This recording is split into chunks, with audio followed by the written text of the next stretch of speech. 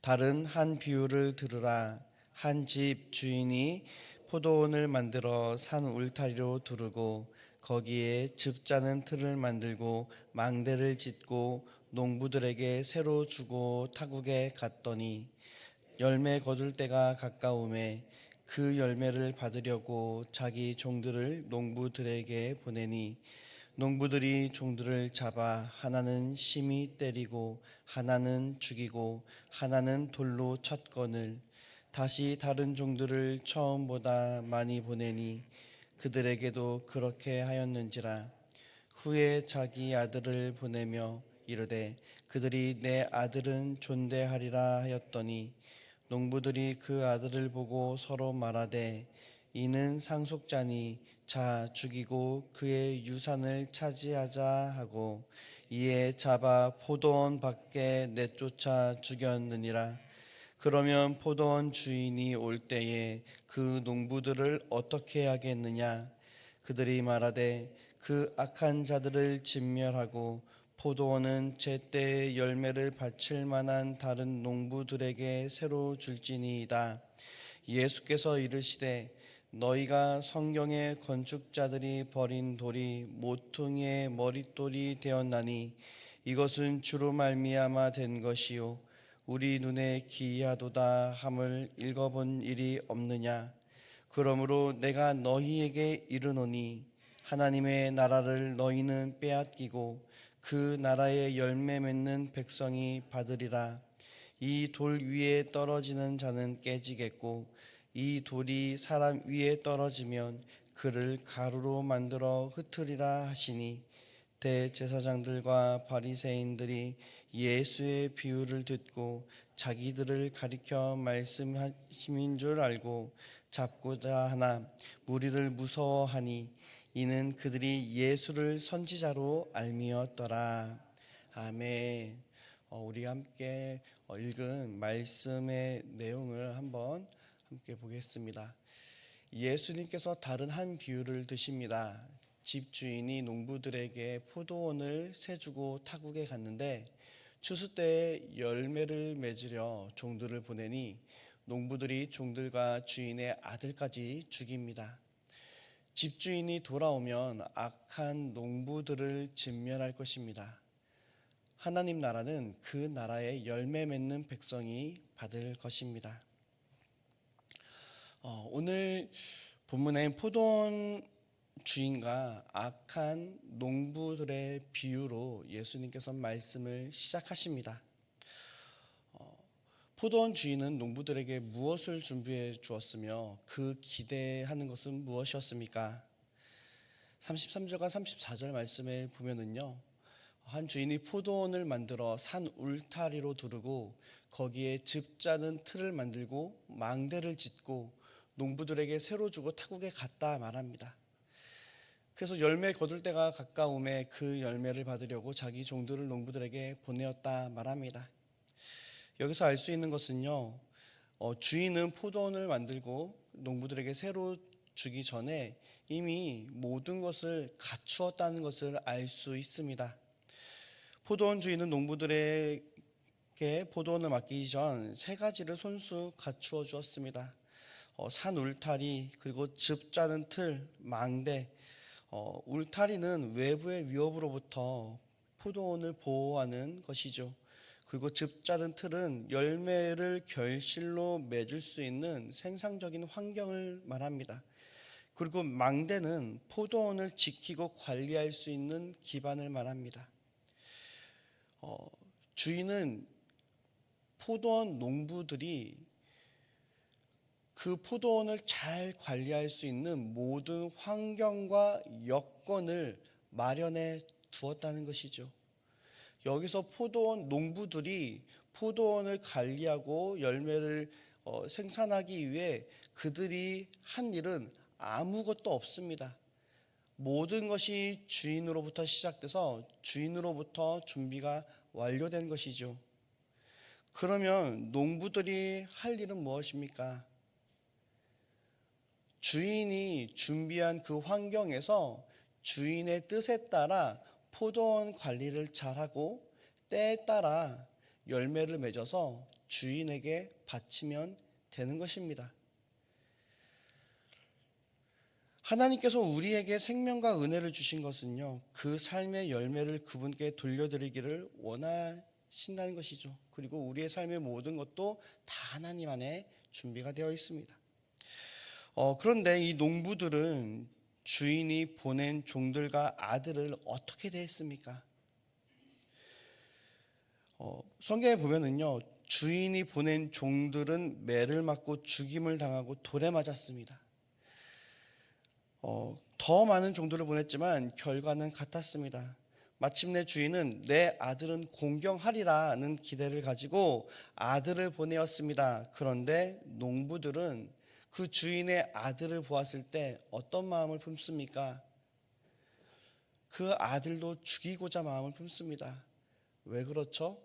왜 아들을 죽이고자 마음을 품었습니까? 38절 말씀에 보면 그의 유산을 차지하자 하고 그 아들을 죽였습니다. 이것이 핵심입니다. 농부들의 근본 문제는요, 악한 행동 이전에 포도원의 진짜 주인이 누구인지를 망각하고 있었습니다.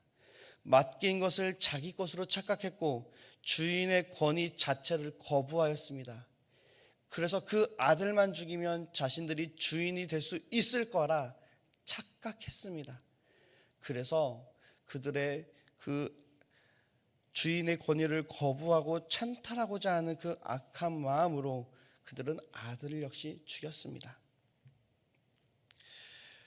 자, 이 모든 비유의 말씀을 다 마치시고 예수님께서는 대제사장들과 종교 지도자들에게 묻습니다.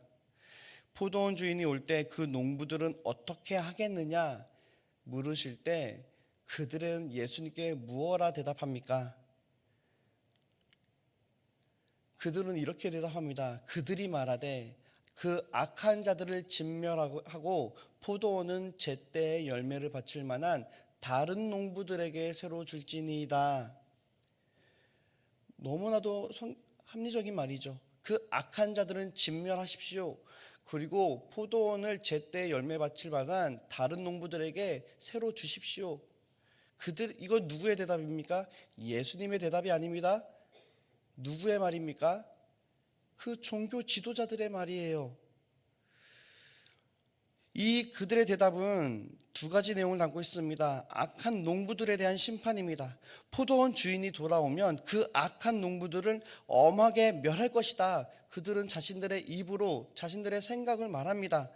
그리고 포도원을 다른 농부에게 맡겨야 된다 말합니다. 제때 열매를 바칠 만한 다른 농부들에게 포도원을 맡기라 말합니다. 중요한 점은 이 대답이 중요한 이유는요, 이 말이 사실 그들 자신에 대한 심판 선언이 되었다는 것입니다. 예수님의 비유에서 포도원 주인은 하나님을 의미합니다. 포도원은 하나님의 나라를 말하죠. 농부들은 누구입니까? 당시 종교 지도자들과 바리새인들 그리고 이스라엘을 상징합니다. 그리고 종들은 선지자들 그리고 아들은 예수 그리스도를 의미하죠. 따라서 그들은 자신들도 모르는 사이에 이렇게 말한 것입니다. 하나님은 그런 악한 지도자들을 심판하시고 하나님 나라의 열매 맺는 다른 백성에게 맡길 것입니다 라는 것이죠. 이 종교 지도자들의 대답, 이 바리새인들의 대답을 들으신 예수님은요, 그들에게 한 가지 성경 말씀을 인용하십니다. 바로 건축자들이 버린 돌이 모퉁이 돌이 되었다라는 말씀을 인용하십니다. 왜 그렇습니까? 왜 예수님께서는 그 종교 지도자들의 대답을 들었을 때 건축자들이 버린 돌이 모퉁이의 머릿돌이 되셨다라는 시편의 말씀을 인용하시는 겁니까? 그 이유는 종교 지도자들은 자신들이 그런 악한 농부라고는 생각하지 못했기 때문입니다. 농부에게 버림받고 죽임당한 아들이 바로 예수 그리스도이심을 깨닫지 못하였고 바로 모든 것의 기초가 되는 머릿돌이 되셨음을 그래서 예수님은 그들에게 선포하고 있는 것입니다. 세상이 무가치하게 여겨 내친 예수님이 하나님의 구원 계획의 핵심이 되셨고 부활을 통해 그 권위가 완전히 드러나셨음을 성경을 통해 그들에게 말씀하신 것입니다.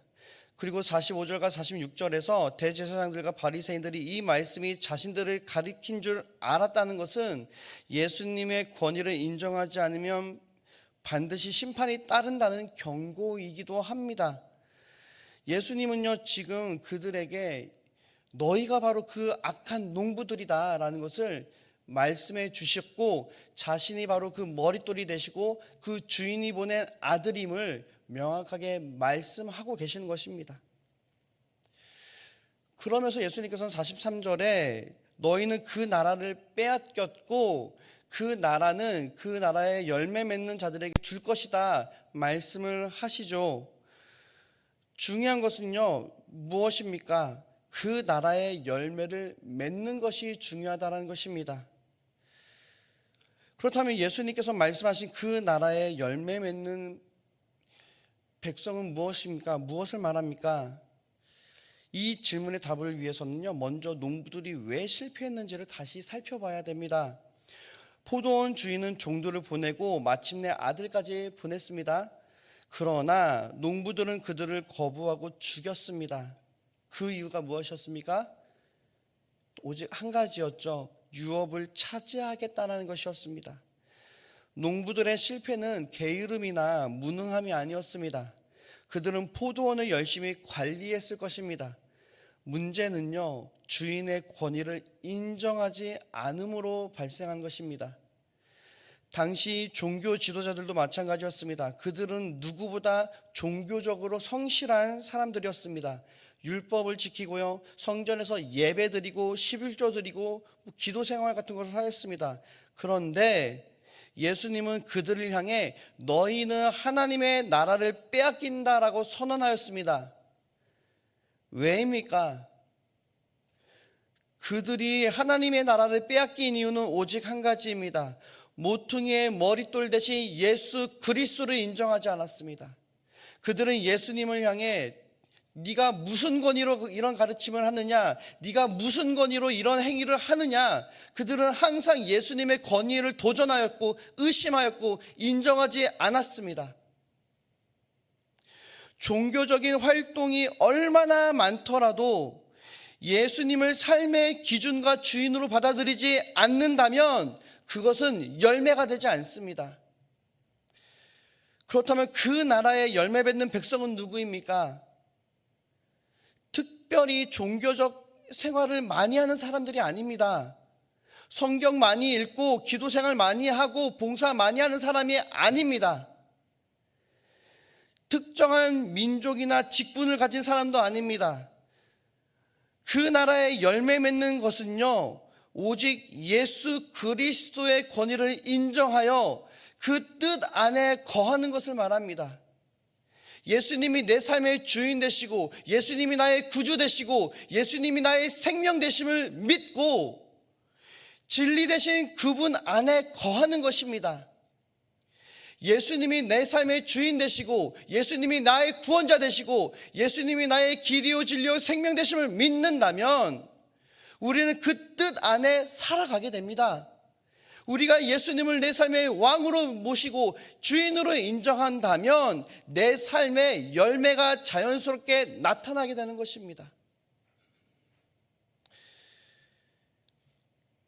하나님 나라의 열매는 종교적 활동의 양이 아니라 예수 그리스도의 권위 아래 살아가는 삶 속에서 나타나게 되는 것입니다. 오늘 이 말씀을 우리가 적용하기 원합니다. 나는 내 삶의 참된 주인으로 예수 그리스도를 인정하고 있습니까? 내 인생의 진정한 권위는 무엇입니까? 내가 하나님 앞에 섰을 때 내가 당당히 나타낼 수 있고 내세울 수 있는 권위는 무엇입니까? 하나님, 저 예배 많이 드렸는데요. 헌금 엄청 많이 드렸는데요. 봉사 열심히 했습니다. 그것이 나의 권위입니까? 하나님 앞에 내세울 수 있는 나의 권위가 된다면 그것은 잘못된 권위입니다. 지금 나는 하나님 앞에 무엇을 내세우고 있습니까? 나를 위해 십자가에 지시고 나를 구원하신 예수 그리스도, 그분만이 나의 권위, 우리의 권위가 되길 원합니다. 또 한 가지, 오늘 내 삶에서 열매 맺어야 하는 하나님 나라의 열매는 무엇입니까? 예수님이 내 삶의 진정한 주인이시면 경제적인 부분들, 자녀의 부분들, 관계의 부분들, 나의 뜻, 나의 생각, 나의 욕심이 아니라 예수 그리스도의 뜻대로 행해야 될 줄 믿습니다. 그렇다면 오늘 내가 예수 그리스도를 인정함으로 내가 순종해야 될 부분은 무엇입니까? 내가 살아내야 할 모습이 무엇입니까? 그 모든 모습, 모든 순간 속에서 우리가 예수 그리스도를 인정하고 예수 그리스도의 사람으로 살아가실 수 있는 저와 여러분들 되어지기를 원합니다. 그럴 때에 우리의 삶의 자리 속에서 하나님이 우리 안에 기대하시는 예수 그리스도의 삶의 모습들, 그 열매들을 맺고 하나님께 영광 돌리는 삶을 살아가게 될 줄 믿습니다. 그 은혜 안에서 오늘도 나의 권위가 아닌 예수 그리스도를 인정하며 그 안에 살아가실 수 있는 저와 여러분들 되시기를 주님의 이름으로 축복합니다. 함께 기도하겠습니다. 사랑의 하나님 아버지, 감사합니다. 오늘 말씀을 통해 우리의 삶이 우리의 것이 아니라 하나님께서 맡기신 포도원임을 깨닫게 하심을 감사합니다. 하나님, 우리는 때로 우리의 삶의 주인이 하나님이심을 잊어버리고 내 뜻과 내 생각대로 살려 했음을 고백합니다. 주여, 우리의 마음을 용서하여 주시옵소서. 건축자들이 버린 돌이 모퉁이의 머릿돌이 되신 것처럼 예수 그리스도께서 우리의 삶의 중심이 되게 하여 주시옵소서. 우리가 말로만 주님을 믿는 것이 아니라 예수 그리스도의 권위를 인정하고 그분의 뜻에 순종하는 삶을 살게 하여 주시옵소서. 오늘 하루 우리의 삶 속에서 하나님 나라의 열매를 맺게 하시고 우리의 생각과 말과 행동이 예수 그리스도의 뜻을 따르게 하여 주시옵소서. 감사하며 예수님의 이름으로 기도드리옵나이다. 아멘. 오늘